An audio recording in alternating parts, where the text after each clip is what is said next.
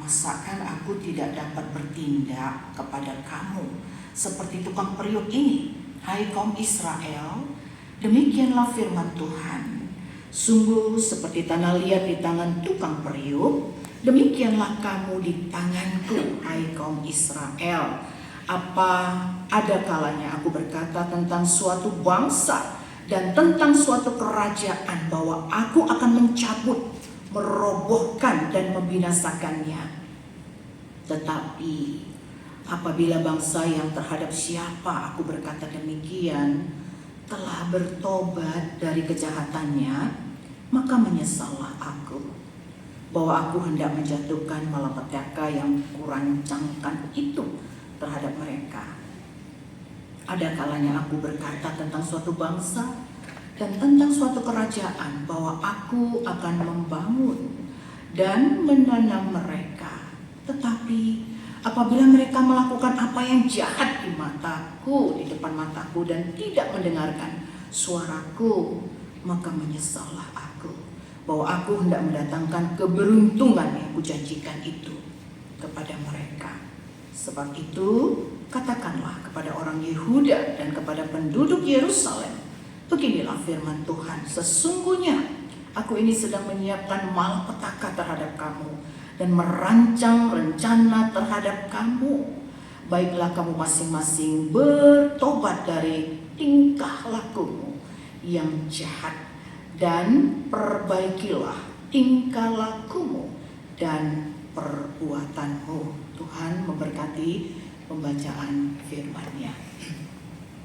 Ayat firman Tuhan ini benar-benar sangat personal ya untuk bangsa Israel, dan Allah memakai nabi yang suka menangis yang bernama Yeremia untuk membawakan berita apa yang di dalam hati Allah, bahwa Allah katanya ya akan memberikan malapetaka kepada orang yang tidak bertobat, dan sebaliknya Allah akan memberikan keberuntungan kepada orang yang mencintai Tuhan. Dan itu ada di dalam firman Tuhan. Bahkan Tuhan berkata di sini ya, aku hendak mendatangkan keberuntungan yang kujanjikan itu kepada mereka, tapi sayang kali mereka jahat. This is the heart of God. Artinya apa? Tuhan akan memberikan ketidakberuntungan kepada orang yang ogah dengan Tuhan, tapi Tuhan akan memberikan keberuntungan kepada orang yang mencintai Tuhan. Dan oleh karena itu, mari kita jemaat semuanya jangan stagnan begitu saja di dalam iman kekristenan kita.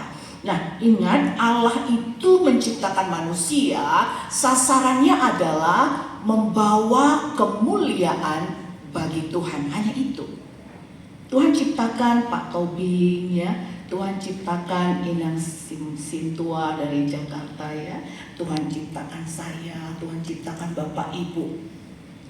The goal, tujuannya adalah supaya kita ini memuliakan nama Tuhan, supaya kita ini memuji-muji nama Tuhan, bukan hanya lewat mulut kita, tetapi lewat kita melihat, lewat kita berbuat, lewat kita bersikap, lewat kita memancarkan arti hidup kita. Seluruh oknum yang ada dalam hidup kita, you are to glorify God. Hanya itu tujuan Allah menciptakan kita. Tapi apa yang terjadi? Manusia yang diciptakan seturut dengan gambar Allah ini. Gambar Allah itu apa? Allah itu kasih. Kepribadian Allah itu, gambarannya itu ada dalam diri kita, tetapi itu sudah jatuh ke dalam dosa. Itu sebabnya Roma berkata, semua orang telah berbuat dosa dan kehilangan kemuliaan Allah.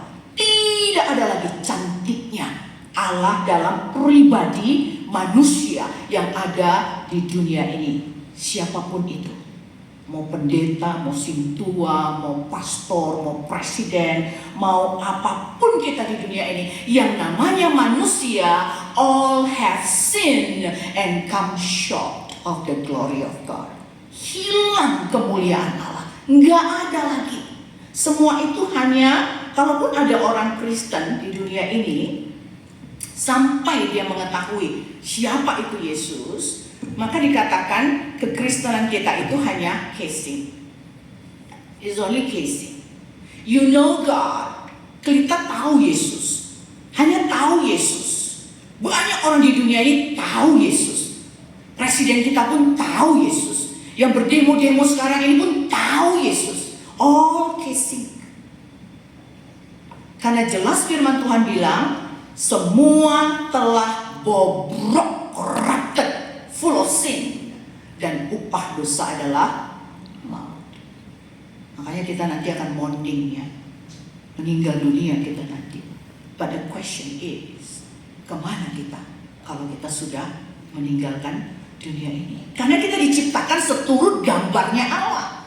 Berarti apa? Allah itu roh adanya, dia tidak akan pernah mati. Allah itu kasih adanya, tidak ada kejahatan dalam diri Allah. Dan gambaran itu ada dalam diri kita, tetapi itu sudah hilang kemuliaannya. Yang ada hanyalah melakukan kejahatan after kejahatan. Karena itu Tuhan kesal. Dan ini terlihat dengan bangsa Israel. Sehingga Yeremia katakan kepada orang Israel, bukan hanya orang Israel, kita saat ini, bahwa manusia jahat adanya, tidak mau bertobat, tidak mau percaya kepada Tuhan, tidak mau peduli dengan Allah, tidak mau peduli dengan nyawanya.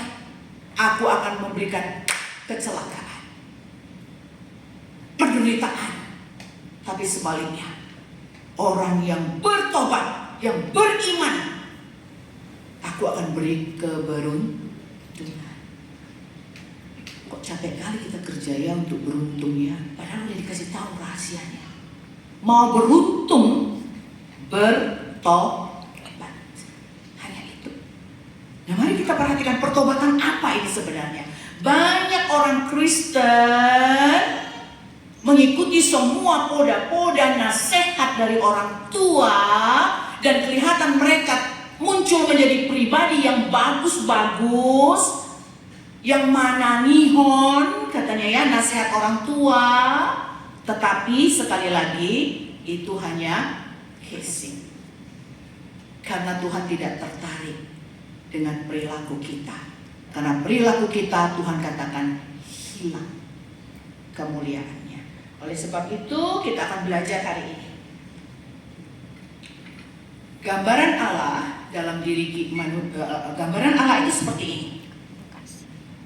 Ini karakternya Allah, beautiful. Allah itu roh adanya. Roh itu, buah roh adalah kasih, sukacita, damai sejahtera. Gak ada dendam di dalam diri Allah. Tidak ada. Tapi kenapa kita dendam? Itu aja sudah membuktikan betapa corruptionnya manusia. Ini gambaran Allah. Di dalam Adam dan Hawa ada ini. Tetapi jatuh ke dalam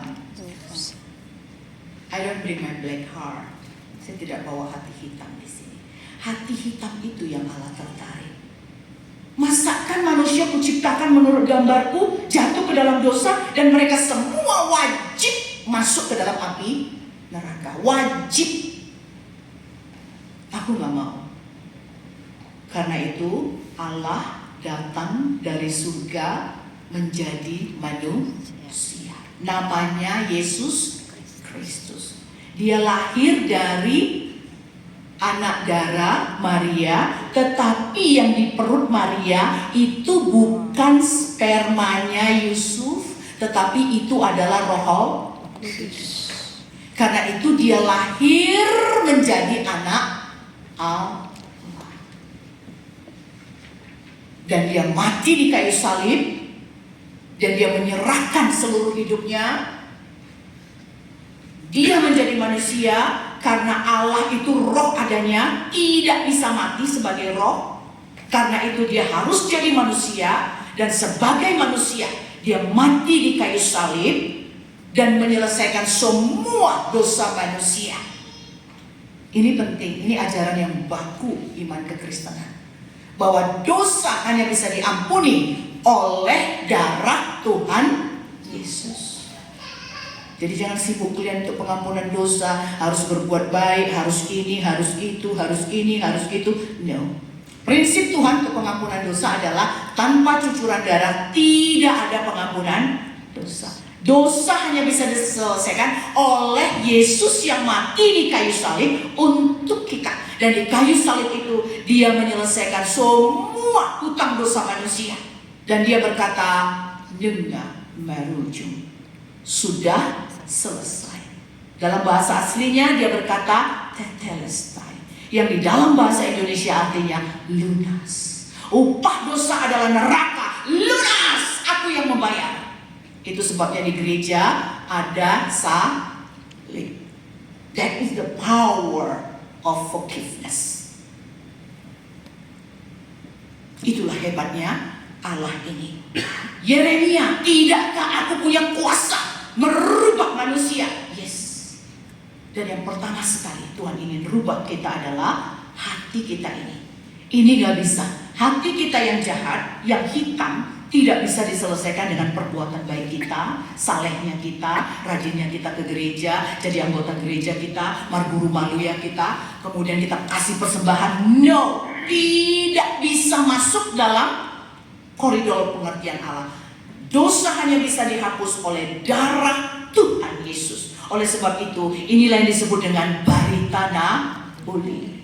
Cantik kali beritanya. Good news. The gospel is the good news. Injil adalah berita baik. Dan ini yang harus kita beritakan kepada semua orang. Seperti yang dikatakan Tuhan kepada Yeremia. Kita tidak mau casing agama Kristen, gereja HKBP, agama Kristen, gereja GKPI, agama Kristen, gereja BNKP. Agama Kristen tidak akan pernah menyelamatkan. Agama tidak akan pernah menyelamatkan manusia. Yang menyelamatkan adalah Yesus. Ini berita baik. Inilah yang disebut dengan Injil Kristus.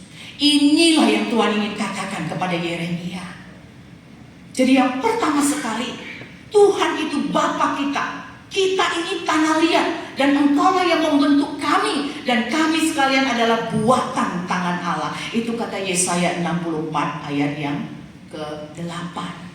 God is the one that created us. Karena itu sampai detik ini Tuhan punya kuasa untuk manusia. Kita tidak berkuasa.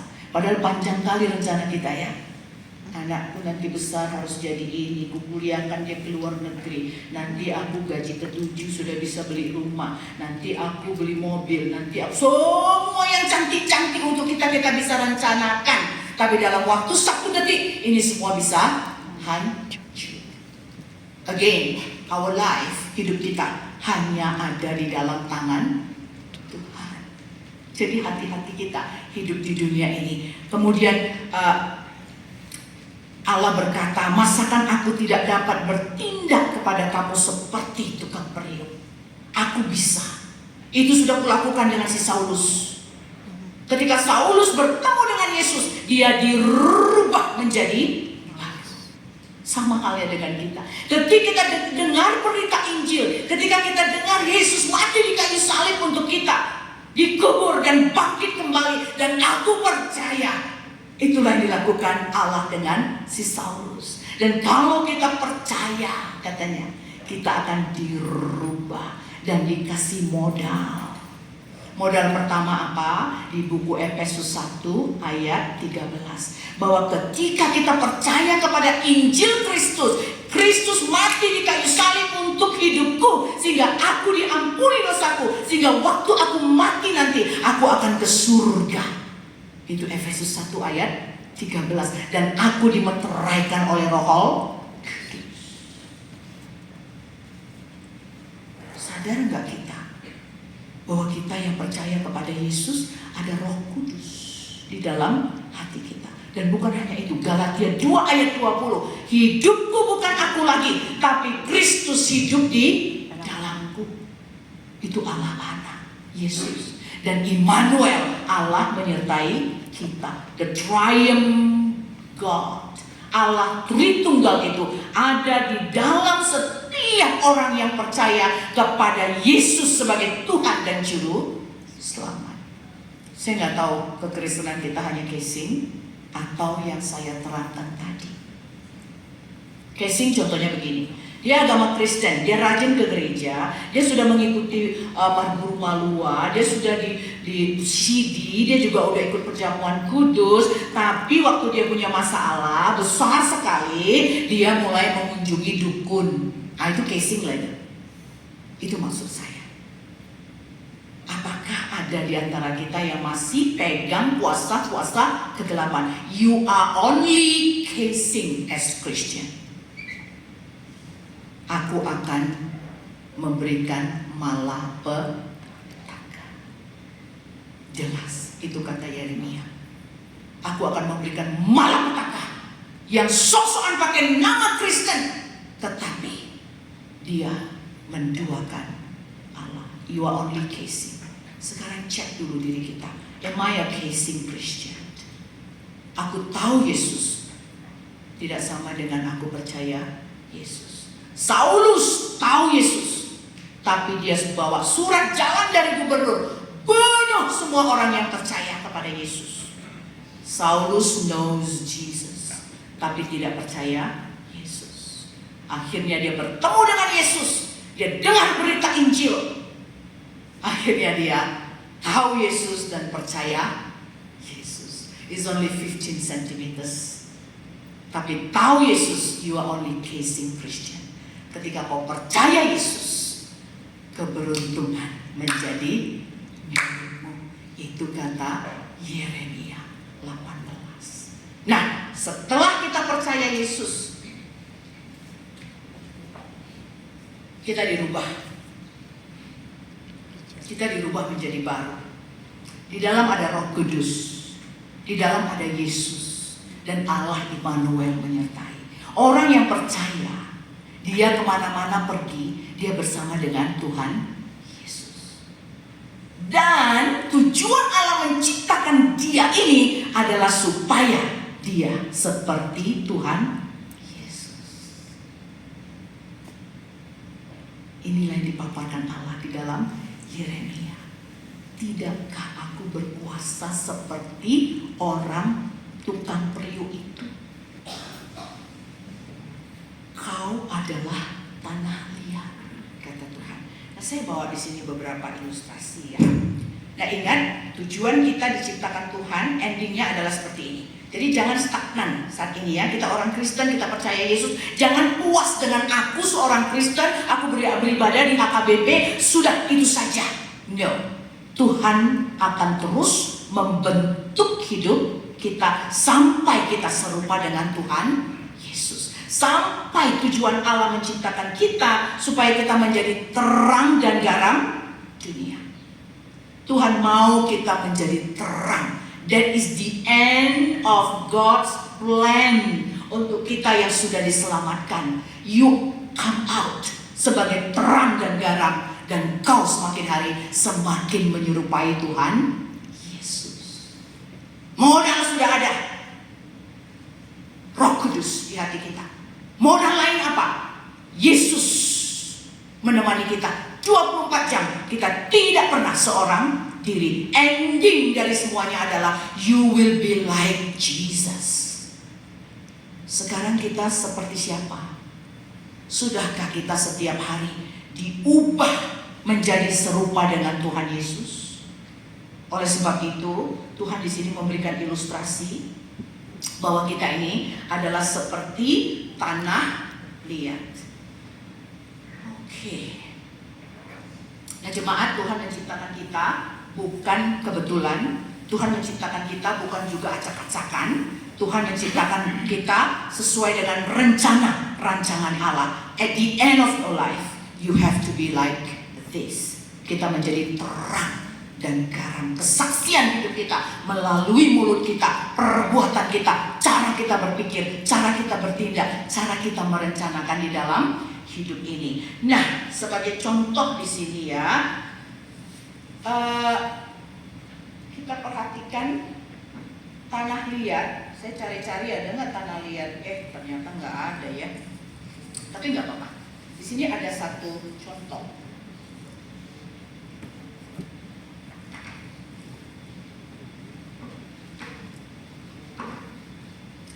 Anggap ini tanah liat. Ini nggak akan ada kelihatan cantiknya dikit pun ya. Tetapi dikatakan seperti tanah liat, aku sekarang sedang membentuk si Roska evangelis itu. Aku bentuk hidupnya sekalipun rasanya sakit sekali. Kalau ini bisa berteriak, dia bilang, "Oh sudah itu, jangan lagi dia apain aku, capek kali, sakit kali kau tekan-tekan di badanku ini." Beginilah hidup kita di tangan Tuhan. Tapi bukan Christian casing ya. Bukan Christian casing. Christian casing nggak usah dibentuk Tuhan. Sudah jelas kecelakaan akan menyertai hidup kita. That is Christian casing. Tetapi di sini Kristen yang sudah percaya Yesus sebagai Tuhan dan Juru Selamat, hidupmu ada di dalam tangan Tuhan saat ini juga, dan Dia membentuk kita sedemikian rupa. Kok terjadi persoalan ini dalam hidupku? Yes, I am molding your life. Kenapa mobilku harus ditabrak 5 juta lagi nanti itu keluar? Yes, I am molding you. Kenapa? Kenapa? Banyak kali kenapa? Kenapa terjadi seperti ini? Kenapa dapurku kebakaran? Kenapa? Why? Yes, I am molding your life. Supaya kau bisa seperti ini. Banyak kali kenapa terjadi kan? Itu bukan celaka. Itu bukan rencana celaka. Rencana celaka adalah bagi Kristen yang casing. Tetap dia mati nanti, dia akan masuk ke dalam api neraka. Agama tidak menyelamatkan, Kristus yang menyelamatkan. Nah, ketika kita percaya Yesus, hidup kita ada di dalam tangan Tuhan. Kita akan dibentuk sedemikian rupa, sakit sekali. Lewat apa? Mungkin persoalan. Lewat apa? Mungkin jabatan kita dicopot. Lewat apa? Mungkin mobil kita ditabrak orang. Lewat apa? Mungkin kebakaran rumah kita. Lewat apa? Lewat banyak hal persoalan yang terjadi dalam hidup kita. Mungkin kita masuk kepada pengadilan. Saya sendiri seorang penginjil pun pernah melalui yang namanya pengadilan. Why must I go through all this? Kenapa aku harus berjalan melalui hidup yang pahit ini? Tapi kita percaya, aku percaya Yesus. Jesus is molding my life.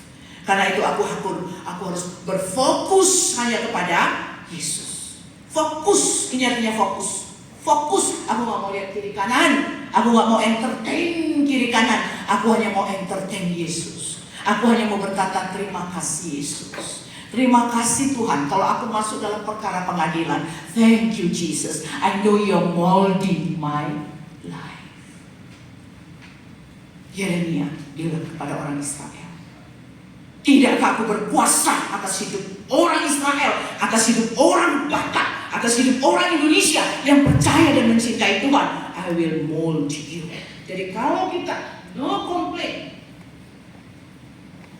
Tuhan membentuk kita. Dibentuknya kita terus dibentuknya, rasanya sakit sekali. Tapi kita aman di dalam bentukan tangan Tuhan. Kita percaya Tuhan tidak pernah merancang yang jahat untuk kita. Tuhan hanya mau membentuk hidup kita menjadi bejana yang cantik di hadapan Tuhan. Tapi yang kita lalui adalah sakit. Akhirnya jadilah bejana itu. Wah, ini keras banget Tuhan membentuk ya, sampai nggak bisa lagi nih dikeluarin. Tapi dia akan terbentuk menjadi bejana yang cantik dari yang tidak ada apa-apanya. Jadi jemaat yang dikasihi Tuhan, tidakkah aku berkuasa untuk hidup kita? Ketika persoalan datang dalam hidup kita, apakah kita komplain? Alani homai, orang dengan jok somoni. Udah ku bilang jangan, sembunyikan aja, bohong aja sedikit, kau lakukan. Akhirnya begini kan, mampuslah kau. Wah, kita tidak lagi berfokus kepada Tuhan sedang membentuk hidup kita. Jadi apapun yang terjadi di dalam hidup kita, jemaat, ingat Tuhan ingin kita menjadi seperti Tuhan Yesus. Prosesnya itu sakit, acit tuh deh Pak. Tapi kalau kita fokus kepada Yesus, mensyukuri berkat Tuhan, apapun yang menimpa kita di dalam hidup kita ini, itu semua adalah membuat kita berubah pengalaman.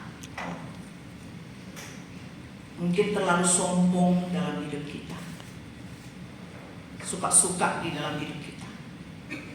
Firman Tuhan bilang apa? Orang yang rendah hati akan ditinggikan, orang yang tinggi hati akan dihancurkan. Terlalu banyak berlian kita pakai sampai mata orang pun sakit. Akhirnya datanglah pencuri, diambillah berlian itu. Jangan komplain. Tuhan ingin kita mengalami perubahan. Take it positively. Apalagi banyak hal yang terjadi dalam hidup kita yang akhir dari semuanya adalah untuk keindahan kita. Apalagi yang terjadi? Sampai-sampai kita harus berantem. Yang namanya satu keluarga, abang beradik berantem. Tapi puji Tuhan, akhirnya kita saling mengampuni. Belajar mengampuni sampai berantem dulu. Dan semakin hari kita semakin cantik di hadapan Tuhan. Seperti Tuhan, seperti bejana tanah liat yang dibentuk oleh Tuhan sendiri. Dan akhirnya kita menjadi cantik sekali karena proses kehidupan, karena benturan-benturan yang kita hadapi, karena persoalan-persoalan yang kita hadapi, dan kita berfokus kepada Tuhan. Kita katakan, mau lihat Yesus, untuk semua persoalan yang kuhadapi, aku tahu Engkau sedang membentuk hidupku Tuhan Yesus. Terima kasih Yesus, buat aku tidak melawan Tuhan. Buat aku seperti tanah liat yang lembut setelah disiram oleh air. Buat aku Tuhan Yesus, cantik seperti Engkau ya Yesus. Untuk setiap perbuatan kita, dan kita akan menyerupai Tuhan. Jadi apapun yang terjadi dalam hidup kita, kalau kita bukan Kristen casing, ingat, Kristen casing malapetaka, itu sudah Tuhan katakan, ujungnya adalah api neraka. Tetapi puji Tuhan, kita sudah mendengarkan berita Nauli. Kita sudah mendengarkan Yesus yang memberikan pengampunan untuk dosa kita, dan kita percaya kepada Yesus, dan kita dirubah seperti si Saulus menjadi Paulus. Akhirnya dia bersaksi, dia bertumbuh, dibentuk seperti di tangan tukang periuk. Saulus menghadapi banyak tantangan, Paulus menghadapi banyak tantangan, dibentuk sedemikian rupa. Akhirnya si Paulus luar biasa dipakai oleh Tuhan. Ini maksud Tuhan kepada Yeremia.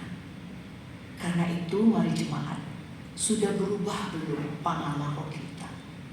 Atau kita bangga dengan kehidupan kita sekarang ini? Ingat loh ya, tujuan Allah menciptakan kita, ini tujuannya. Hanya ini, gak ada yang lain. Tujuan Allah menciptakan kita bukan supaya kita punya banyak uang di bank bermiliaran, no. Supaya kita punya emas perak, no. Supaya kita punya rumah lebih dari satu, no. Tujuan Allah menciptakan kita adalah untuk kemuliaan nama Tuhan. Supaya ini tercapai, kita yang sudah menerima Yesus sebagai Tuhan dan Juru Selamat, ingat, kita ada di dalam tangan Tuhan. Kalaupun terjadi yang buruk dalam kita, fokus kepada Tuhan, dan buat itu momen kita bertobat. Apa yang hidup kita ini belum bertobat? Kita percaya Yesus bukan berarti akhirnya kita menjadi malaikat, seperti malaikat 100%. No. Kita tetap menjadi orang berdosa di dunia ini, tetapi sudah dibayar lunas oleh Tuhan Yesus. Aku orang berdosa, upah dosaku adalah maut. Itu aku yang dulu. Sekarang setelah aku percaya Yesus Kristus mati di kayu salib untuk dosaku, aku tetap orang berdosa, tetapi sudah dibayar lunas oleh Tuhan Yesus, dan diberi modal Yesus tinggal di dalam hatiku. Aku dimeteraikan oleh Roh Kudus. Immanuel, Allah menyertaiku. Kemanapun kita pergi, ada Tuhan beserta kita. Dia tidak jauh. Dia juga tidak sejauh doa. Dia right there in your heart. Kalau kita mencintai cucu, kita hanya bisa gendong dia ya. Oh cucuku sayang. Hanya begini kita bisa lihat. Kita dekat dia. Apalagi kalau hujan turun. Semoga dia tidak hujan, tidak kehujanan. Dia hanya bisa dekat di dada kita. Tetapi Tuhan melebihi dari itu. Dia ada langsung di dalam hati kita. Wow, this is amazing. Tapi ketika Tuhan membentuk kita, katakan thank you Jesus. Jangan bersungut-sungut. Jangan katakan kenapa ini terjadi dalam hidupku. Ingat, Tuhan menciptakan kita. Sasarannya adalah seperti tanah liat di tangan pejunan. Supaya kita serupa dengan Yesus. Supaya kita memancarkan keindahan Yesus. Supaya nampak Yesus di dalam hati kita. Ini maksud Tuhan. Sejak kita percaya Yesus, sebelum percaya kita suka berbohong. Setelah kita percaya Yesus, ada Roh Kudus dalam hati kita. Kalau kita mau berbohong, rasanya deg-degan. Aku gak mau bohong lagi. Semakin hari semakin berubah. Dan siapa yang mengubah? Yesus di dalam hati kita. Lewat apa? Lewat fokus dengan Tuhan. Fokus apa kata firman Tuhan. Kita yang sudah kenal Yesus, kok gak kaya-kaya aku? Padahal kerja beratnya aku, lemburnya aku, kok gak kaya-kaya? Firman Tuhan bilang apa? Kaya bukan karena kerja keras kita. Justru waktu kita tidur, Tuhan kasih kekayaan. Artinya apa? Don't depend on how hebat you are. Tapi bersandarlah betapa hebatnya Yesus di hati kita ini. Dia akan memberikan keberuntungan. Jadi ingat ya, kalau Kristen casing, no beruntung. Apapun ceritanya, no beruntung. Tapi orang Kristen yang percaya Yesus, Yesus di hati, Roh Kudus dimeteraikannya kita. Ya. Dimeteraikan dengan Roh Kudus bukan artinya berbahasa roh. No, I never want to believe in tongue speaking. Saya tidak mau percaya itu. Saya yang percaya Yesus tinggal di hatiku. Aku dimeteraikan oleh Roh Kudus. Itulah kekuatan kita. Dan ketika Tuhan molding kita, dan kita masih bisa berkata, terima kasih Yesus. Terima kasih Yesus. Kau buat mobilku ditabrak orang Tuhan, supaya gak ginjang roha tuh Tuhan. Terima kasih Tuhan. Dan orang yang rendah hati akan ditinggikan oleh Tuhan. This is divine otomatis. Orang yang rendah hati ditinggikan Tuhan, bukan manusia meninggikan. Banyak kau memberi, kau akan diberi banyak. Itu kalau mau jadi kaya. Kalau mau jadi kaya, jangan segan memberi. 1 kita kasih orang, 10 datang untuk kita. Itu prinsip mau jadi kaya. Tapi kalau kita holikan, cuit kali kita, ya sudah, kayak gitulah hidup kita, gak akan kaya. Uji aja Tuhan. Tuhan bilang banyak kau memberi, banyak kau akan terima. Kita lihat ada orang yang perlu kasih. Payung di rumah kita ada 5 cantik-cantik. Datang edak kita. Ku bawa edak ya, payung ini 1 ya. Janganlah cantik-cantik kali bukan payungku itu. Jawab aja, emang dia pakai 5 itu kalau hujan? Kan enggak 1 dia dipakai kan? 1. Kasih aja. Fokus kepada Tuhan. Baliknya. Kasih yang terbaik, jangan kasih yang tidak terbaik. Nah, jadi kita bersyukur ya. Pembentukan Allah untuk kita yang pertama adalah Dia ampuni dosa kita melalui pengorbanan Yesus di kayu salib. Setelah itu Tuhan membentuk kita menjadi orang Kristen yang hampir terus-menerus dirubah seperti Tuhan Yesus. Dan endingnya apa? Keberuntungan. saya mau masuk sekolah teologi ya, bapakku bilang, ngapain lah guru? Jadi pendeta, jadi penginjil, tahu kau, miskin kau nanti. Kok kayak gitu lah papiku ini ya, pikir saya gitu. Karena dia adalah apa? Karena dia itu masih Kristen casing waktu itu. Dia mau gurunya itu jadi dokter kecantikan. Biar nampak sedikit kita orang Batak, tapi ada dokter kecantikan. Jangan hanya dokter Diana saja. Waktu itu dokter kecantikan hanya satu di Medan, namanya dokter Diana. Aku mau guruku juga, supaya banyak uangnya. Jadi itulah yang menjadi motivasi bapakku. Tapi saya dipanggil Tuhan, bukan untuk kecantikan yang seperti itu, tapi saya ingin menjadi hamba Tuhan. Ternyata saya nggak miskin kok. Enggak, saya nggak miskin. Justru diberkati oleh Tuhan. Benar di sini. Keberuntungan. Jadi jemaat HKBP Singapura dan teman-teman kita dari Jakarta ya, para pelaut, perhatikan firman Tuhan. Kalau Allah membentuk kita, sakit hidup kita saat ini, tapi kita percaya kepada Yesus, fokus kepada Yesus, katakan thank you God. Roma 8 ayat 28 jelas mengatakan segala sesuatu mendatangkan kebaikan bagi orang yang percaya dan mengasihi Tuhan. Firman Tuhan tidak pernah berbohong. Nah, karena itu mari kita rubah perilaku kita. Kalau ada yang terjadi dalam hidup kita, mungkin Tuhan sedang mengerjakan pekerjaan yang baik dalam kita, membentuk kita. Mari berubah. Firman Tuhan ini juga berbicara untuk saya. Saya terbeban waktu mempersiapkan firman Tuhan ini. Tuhan, kau mau aku berubah kan Tuhan? Tolong aku Tuhan. Gak ada artinya aku memberitakan firman Tuhan ini kalau aku pun tidak mengalami perubahan. From glory to glory, God is changing me. Hanya Tuhan yang bisa merubah kita, kita tidak bisa. Tapi jangan sampai kita diginikan oleh Tuhan baru kita bertobat. Jangan. Ikuti apa kata firman Tuhan. Banyak kau memberi, banyak kau terima. Lakukan aja. Lihatlah semut kerja keras, lakukan aja. Orang yang rendah hati akan ditinggikan, lakukan aja itu semua. Berfokus hanya kepada Tuhan. Dan keberuntungan itu menanti kita. Ya, kiranya Tuhan memberkati kita ketika kita mendengarkan firman Tuhan.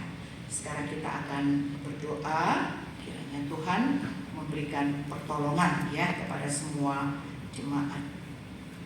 Alright, mari kita bersatu.